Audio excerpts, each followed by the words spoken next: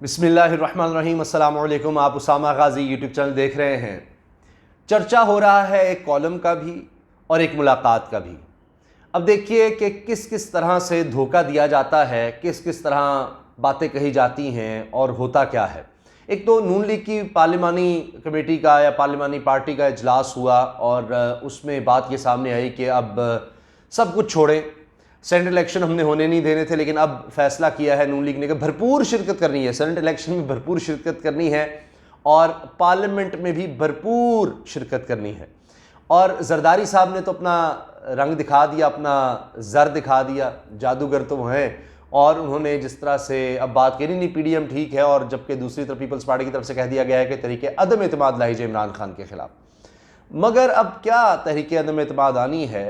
एक तो army chief general Qamar Javed Bajwa और DGISI की एक बहुत ही अहम मुलाकात हुई है वज़ीर आज़म इमरान खान से, और दूसरी तरफ एक मुलाकात का चर्चा बहुत ज़्यादा है।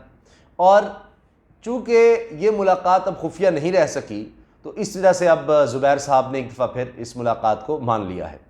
और मोहम्मद ज़ुबैर साहब जो नवाज़ शरीफ और मरीम साहिबा के तर्जुमान हैं, यानी पूरी पार्टी में एक ही शख्स है जो नवाज़ शरीफ और मरीम साहिबा का तर्जुमान है। तर्जुमान का मतलब यह है कि उनकी तर्जुमानी करता है, जो बात वो कहेगा, जो स्टेटमेंट वो देगा, वो मियाँ नवाज़ शरीफ और मरीम नवाज़ साहिबा की तरफ से होगी। तो यही हाल कुछ मुलाकातों का भी है।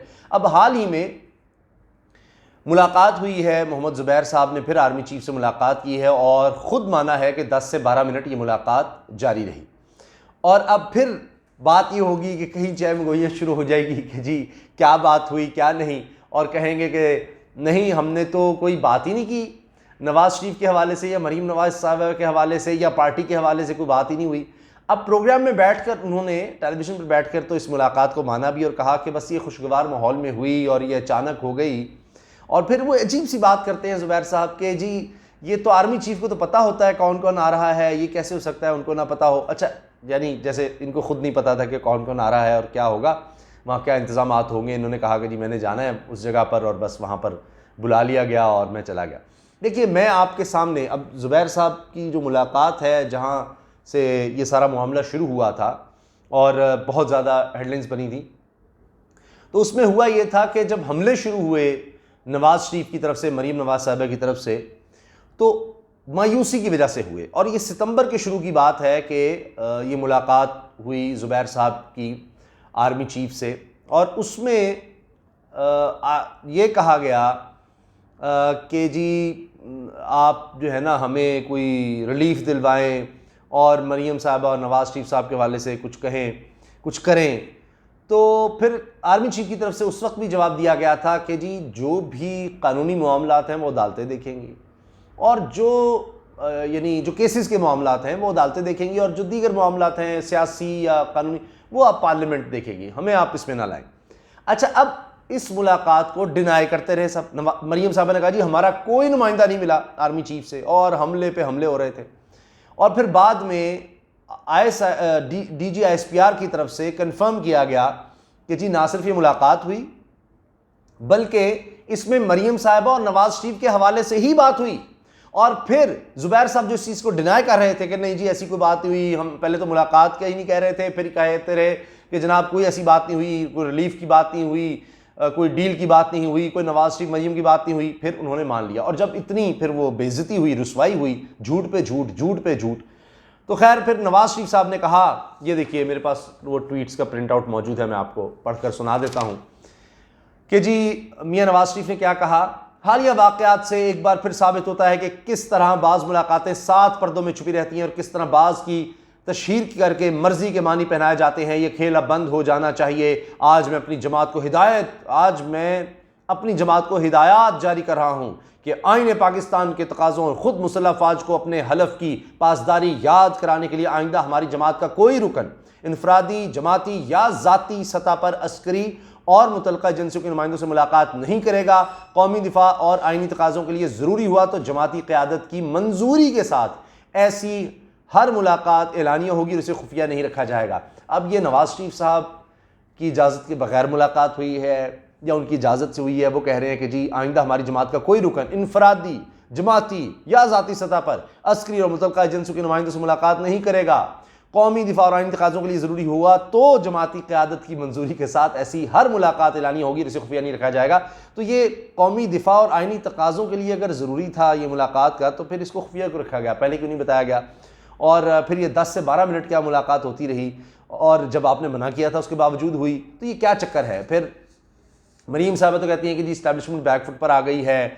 अब वो सारी बातें भी मानी जा रही है कि जब आर्मी चीफ ने कहा था आपके जो भी मामला हैं पार्लियामेंट में लेकर जाएं और अदालत में लेकर जाएं, अब तो मानना पड़ रहा है। अब तो अदालत में भी मामला चल रहे हैं, वहां पर जाया जा रहा है, और अब पार्लियामेंट जाने का भी ऐलान हो गया। अब तो सेनेट के इलेक्शन लड़ने का ऐलान हो गया, ज़मीनी इलेक्शन लड़ने का ऐलान हो गया। अब कहाँ के इस्तीफे? अब तो नून लीग कह रही है कि खबरदार किसी ने तहरीक अदम एतमाद लाने की कोशिश की, कोई तहरीक अदम एतमाद नहीं लानी। पीपल्स पार्टी कह रही है तहरीक अदम एतमाद, और कह रहे हैं नहीं जी ये तो सवाल ही नहीं पैदा होता, ये तो धोखा है तहरीक अदम एतमाद लाना। तो अब तो वो इस तरह के काम पर भी नहीं राजी, और कह रहे हैं कि मरीम साहब फिर क्या कहती हैं। देखिए ना, कमाल है कि नहीं, अभी इस्तीफों का ऑप्शन मौजूद है। सेनेट इलेक्शन लड़ने जा रहे हैं, ज़मीनी इलेक्शन लड़ने जा रहे हैं, और इस्तीफों का ऑप्शन मौजूद है, लॉन्ग मार्च भी मौजूद है। पीडीएम फैसला करेगी। क्या पीडीएम ने फैसला करना है? फैसला तो अब जमीयत उलमा इस्लाम पाकिस्तान कर रही है कि फजलुर रहमान को निकालना है, उनकी रजिस्ट्रेशन इलेक्शन कमीशन से मनसूख करने की बात हो रही है, उनको पार्टी से निकालने की बात हो रही है। हत्ता कि हाफिज हुसैन अहमद साहब ने बता दिया कि लिबिया से फंडिंग, इराक से फंडिंग किस तरह कौन करता रहा, इलेक्शन कमीशन बुलाए और हम बताते हैं। तो अब तो ये बात भी हो रही है। शिरानी साहब जो कह रहे हैं कि जो पहले इस्लामी नज़रियाती कौंसिल के चेयरमैन भी रहे, जमीयत उलमा इस्लाम से उनका ताल्लुक़ है, वो मुश्तरका प्रेस कॉन्फ्रेंस कर रहे थे, दीगर लोग थे जमीयत उलमा इस्लाम के, वो कह रहे थे कि अब तो फजलुर रहमान को निकालने के लिए, इस ग्रुप की को इलेक्शन कमीशन से ख़त्म करने के लिए हमने कार्रवाई का सोच रहे हैं। तो ये हालात जा रहे हैं। तो अब वो सब चीज़ें ख़त्म होगी, सब प्लान ख़त्म। कहाँ का लॉन्ग मार्च, कहाँ के इस्तीफे। यानी शहबाज गिल साहब ने भी ट्वीट किया है कि अच्छा अभी अब सेनेट के इलेक्शन लड़ेंगे, उस पर पता नहीं कितना करोड़ों रुपया लगाएंगे और उसके बाद जो है ना इस्तीफे दे देंगे। कैसे मुमकिन है? क्या किसको बेवकूफ़ बनाया जा रहा है? इतना पैसा, इतने रिसोर्सेज कीजिए, पूरा फोकस करके सेनेट में जाकर उसके बाद कहेंगे हाँ जी इस्तीफे का ऑप्शन मौजूद है, लाओ जी इस्तीफे दे दो। पहले ही लोग तैयार नहीं थे। कितने लोगों ने इस्तीफे जमा कराए, उनके सामने ही ले आए। वो 2 गए थे इस्तीफे स्पीकर के पास और जाकर उन्होंने कहा नहीं नहीं हमने इस्तीफे दिए, धोखे से दे दिए। मरीम साहब ने हालांकि कहती नहीं तकरीरों में कि जाके मानो ये इस्तीफे, जाके मानो ये इस्तीफे, मुंह पे मारो ये इस्तीफे, और वो फिर अपने ही मुंह पर वापस ले आए। हालांकि उनके वो खामद के बड़े भाई थे जिनका एक इस्तीफा गया था और दूसरे चीफ विप थे। तो कहानी कहाँ से कहाँ है, क्या अब इस बारे में कहा जाए। मुलाकातें करते हैं, साफ छुपते भी नहीं, सामने आते भी नहीं। तो ये कहानियाँ हैं। अब इतनी अहम शख्सियत की मुलाकात होना, अब ये दोबारा नज़र आ रहा है कि अब मुआफ़ी तलाफ़ी का ही मामला है कि वही शख्स जिसके बारे में नवाज शरीफ कहते रहे कि जितने मसाइल हैं इस वक्त पाकिस्तान के, 11 दफ़ा नाम लिया आर्मी चीफ का, 11 दफ़ा, कि जितने मसाइल हैं इस वक्त पाकिस्तान के वो सब इस शख्स की वजह से हैं। Army chief general Qamar Javed Bajwa को कहते रहे, और फिर अपना तर्जुमान उनका नवाज शरीफ का तर्जुमान, जी हाँ नवाज शरीफ और मरियम का तर्जुमान, जो सबसे अहम शख्सियत आप कह सकते हैं कि जो वो कर रहा है उनकी तरफ से, वो 12 मिनट जाकर मिलता है। अब ये मिन्नत तरले नहीं है तो क्या है? ये अखलाकी तौर पर जी मुलाकात हुई है। अच्छा तो फिर ये है आपकी अखलाकियात कि जलसों में जाकर गालियां देना और तमाम मसाइल का की वजह उन लोगों को करार देना और फिर उनसे जाकर मुलाकातें भी करना और खुशगवार माहौल में। अखलाकी तकाज़े फिर आपको याद आ जाते हैं। तब अखलाकियत कहाँ जाती है कि जब आप फौज के खिलाफ या आर्मी चीफ के खिलाफ, DJSI के खिलाफ, पुराने लोगों जो चले गए रिटायर हो गए तो उनके खिलाफ। अब ये देखिए ना ट्वीट में क्या कहा, आज मैं अपनी जमात को हिदायत जारी कर रहा हूँ कि आईने पाकिस्तान के तकाज़ों मुसल्लह अफवाज को अपने हलफ की पासदारी याद कराने के लिए आइंदा हमारी जमात का कोई रुकन इनफरादी, जमाती या ज़ाती स्तर पर नहीं मिलेगा। कौन नहीं जानता कि मियां नवाज शरीफ कब कब किस किस आर्मी चीफ से मिलते रहे, इलेक्शन से पहले, इलेक्शन के बाद क्या क्या करते रहे, किस तरह से शुरू हुई इनकी सियासत, किस तरह ये हुकूमतें गिराते रहे मुखालिफिन की, बेनज़ीर भुट्टो की, जुनेजो के दौर में इन्होंने क्या किया, उसके बाद क्या क्या करते रहे, तो IGI किसने बनाई, किस तरह पैसा लिया, वो सब क्या है। तो ये, और उसके बाद कहते हैं कि अब नज़रियाती और सारे आज भी नवाज शरीफ के उस पर कायम है। जी आज मरीम साहबा कह रही थी कि सब मुत्तहिद हैं नवाज शरीफ के नज़रिए पर। यह नज़रिया है कि मोहम्मद ज़ुबैर साहब जाकर मिलें आर्मी चीफ से।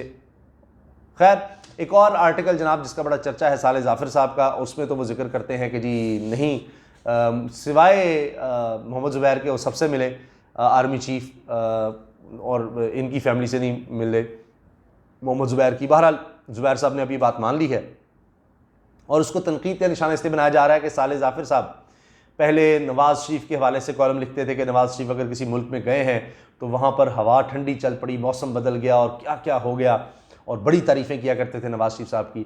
आज उन्होंने ये लिख दिया कि जी अंग्रेज़ी उर्दू दोनों में उनका कॉलम छपा और उन्होंने कहा कि जी वो आर्मी चीफ़ मौजूद थे और वहाँ स्पेशल इंतज़ाम था, लेकिन उन्होंने बिल्कुल आम लोगों की तरह कोई VVIP माहौल नहीं लिया और लाइन में लगकर अपना नाश्ता लिया और खाना वहाँ खाया, सब लोगों से घुल मिल गए, ये सब बात। तो बहरहाल अब इस पर बड़ी दिलचस्प तबसरे हो रहे हैं, बहुत कुछ कहा जा रहा है। लेकिन ये जो ज़ुबैर साहब वाली मुलाकात है, अब इस पर भी ज़रा देखना चाहिए और ये पूछना चाहिए कि जनाब आप जिनको बुरा भला कहते हैं, जिनको गालियाँ देते हैं, फिर अपने तर्जुमानों को उनसे मिलने के लिए भेजते हैं।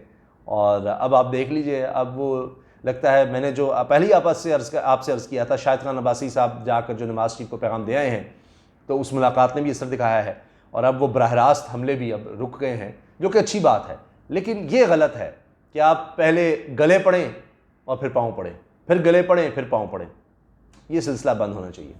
अल्लाह हाफ़िज़। पाकिस्तान जिंदाबाद।